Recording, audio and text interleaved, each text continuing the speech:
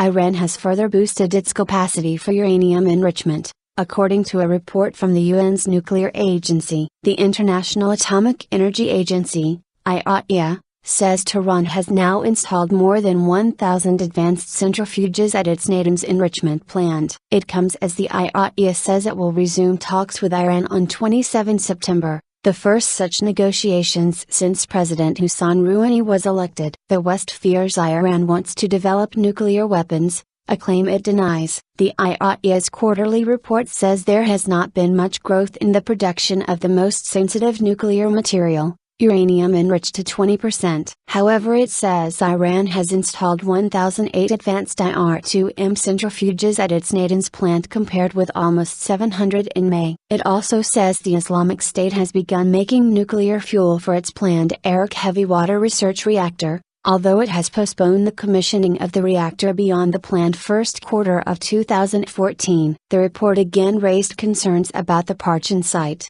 a suspected nuclear weapons development facility that investigators have been unable to fully inspect. It also says the IAEA has still not got answers on outstanding issues about Iran's nuclear program, including those related to possible military dimensions. Iranian President Hassan Rouhani has pledged to pursue serious talks with the West to ease tensions, and economic sanctions, over its controversial nuclear program. Lack of progress. Commentators point out that much of the latest technological developments will have taken place before Mr. Rouhani took office on 3 August. The country has been the target of 4 rounds of UN sanctions and numerous UN Security Council resolutions calling on it to cease enrichment work amid fears it aims to develop nuclear weapons. Iran has refused to obey, saying it intends to enrich only for power station fuel or other peaceful purposes. It already has about 18,000 centrifuges for uranium enrichment in operation, but they are the older IR-1 type. The new IR-2M machines are said to be faster and more effective. Uranium enriched to 90% is required for a nuclear weapon. Iran's talks with the IAEA were apparently held up by the country's presidential elections in June. No negotiations between the two have taken place since the last quarterly report in May. In June,